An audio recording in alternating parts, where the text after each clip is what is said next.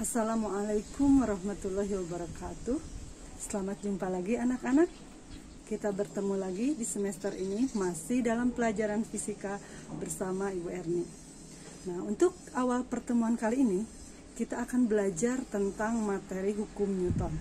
Untuk itu kalian simak ya baik-baik video berikut ini. Selamat menonton. Pada bab sebelumnya kalian sudah belajar tentang gerak benda dengan menyatakan kecepatan dan percepatannya. Yang menjadi pertanyaan sekarang adalah, mengapa benda yang mula-mula diam menjadi bergerak atau sebaliknya? Benda yang mula-mula bergerak dapat menjadi diam. Apa yang menyebabkan itu semua? Jawabannya tidak lain karena gaya. Pada bab ini, kalian akan mempelajari tentang gerak dan penyebab perubahan gerak yang disebut gaya. Cabang fisika yang mempelajari gerak dan perubahan gerak suatu benda dengan memperhatikan sebab-sebab dari gerak tersebut dinamakan dinamika.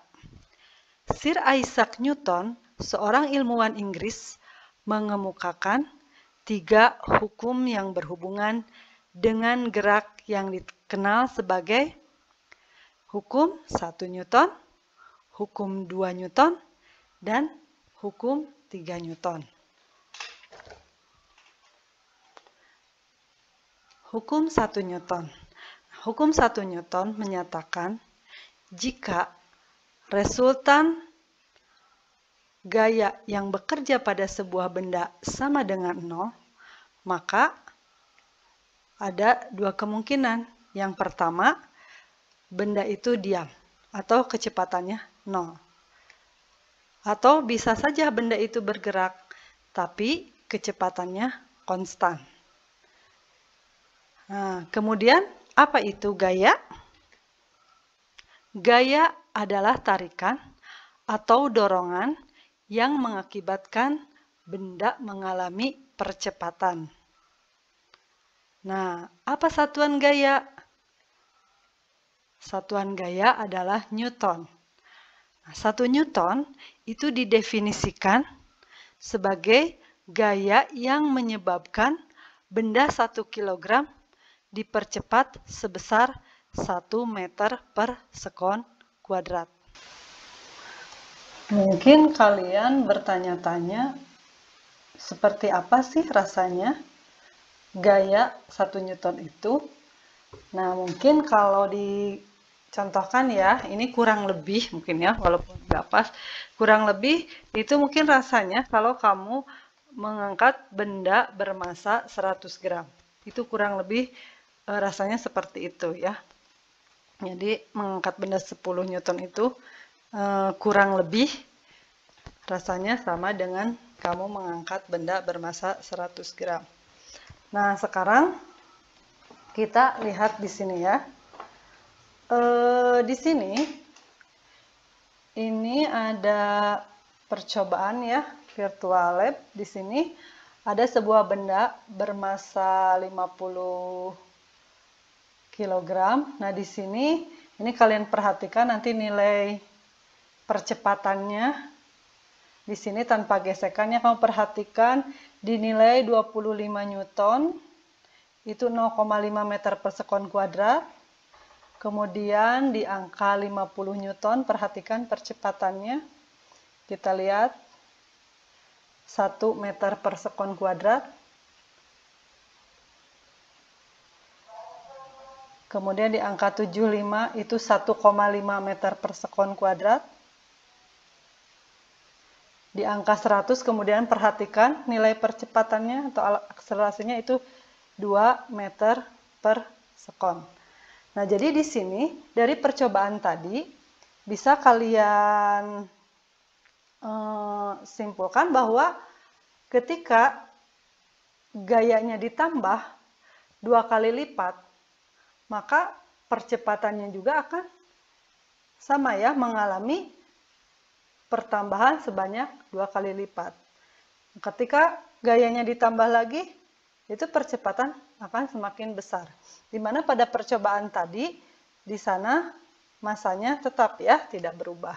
Jadi ketika masanya tetap, gaya yang diberikan semakin besar, maka percepatannya pun akan semakin besar. Pada percobaan yang barusan, itu diberikan gaya yang berbeda-beda untuk massa yang tetap. Nah, untuk percobaan berikutnya, kalian perhatikan ya, di sini akan diberikan gaya yang tetap, jadi nanti kalian amati untuk gaya di 200 Newton. Jadi gayanya tetap, tapi di sana nanti massanya akan dirubah-rubah. Jadi untuk massa yang berbeda di gaya 200 Newton, kalian perhatikan nanti nilai percepatannya ya.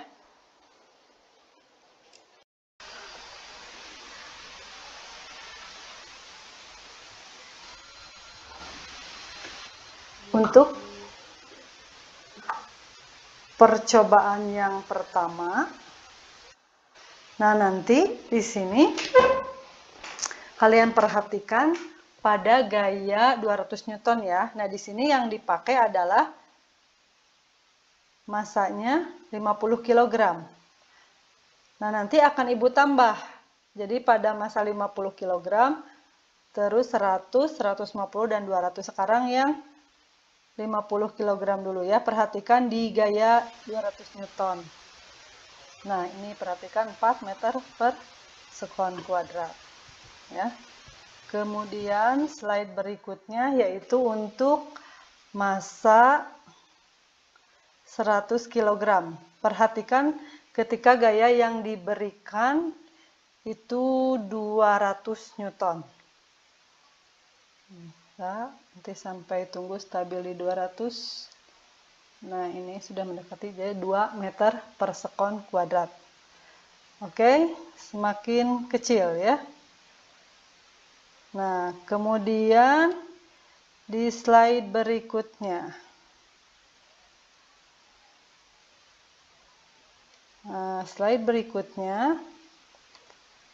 ini di massa 150 kg ya.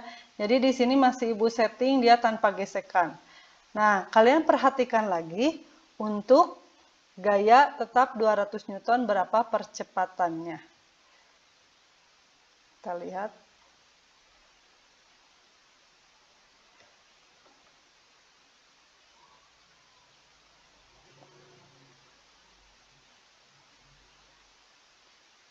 Cukup berat kayaknya si orangnya ya. Kita lihat di angka 200 Newton. Nah, 1,28. Semakin kecil ya. Kemudian percobaan berikutnya, lihat di sini, ini yang dipakai, ini massanya, massa bebannya 200 kg. Ditambah lagi ya. Nanti kalian perhatikan untuk kecepatan 200 Newton. Maaf, untuk gaya 200 Newton berapa percepatannya? Kita lihat, amati saat 200 Newton. Nah, ini 1 meter per sekon kuadrat, semakin kecil. Jadi dari percobaan yang massanya berubah-ubah dengan gaya yang tetap 200 Newton, itu bisa kalian ambil kesimpulan kan? Nah, itu dinyatakan dengan hukum kedua Newton. Jadi percepatan yang dihasilkan oleh resultan gaya yang bekerja pada suatu benda berbanding lurus dengan resultan gaya dan berbanding terbalik dengan massa benda. Nah, kenapa disebut resultan gaya, tidak gaya saja? Karena mungkin saja nanti dalam kenyataannya si gayanya itu tidak hanya satu ya, bisa jadi beberapa gayanya. Nah, atau persamaan matematisnya dituliskan seperti ini ya. Berikutnya adalah hukum ketiga Newton. Nah, bunyi hukum ketiga Newton yaitu jika benda A mengerjakan gaya pada benda B, maka benda B akan mengerjakan gaya pada benda A yang besarnya sama tetapi arahnya berlawanan. Ya, atau persamaannya ditulis sebagai F aksi sama dengan min F reaksi. Ini Tanda negatif itu menunjukkan arah yang berlawanan. Nah, kita lihat di sini ya. Ini ada beberapa contoh soal. Nah, misalkan yang pertama ini benda bermasa 1 kg, kemudian diberi gaya 1 Newton. Nah, berapakah percepatan yang dialami oleh benda? Nah, berarti di sini sesuai definisi tadi ya, 1 Newton itu kan, berarti dia akan mengalami percepatan sebesar 1 meter per sekon kuadrat. Nah, kemudian untuk yang kedua di sini. Nah, di sini gayanya diperbesar 2 Newton. Nah, berarti ketika gaya diperbesar 2 Newton, maka di sini juga akan mengalami percepatan yang lebih besar juga ya, karena gayanya ditambah 2 kali lipat, maka di sini percepatannya menjadi 2 meter per sekon kuadrat. Kemudian yang ini, gayanya menjadi 3 Newton.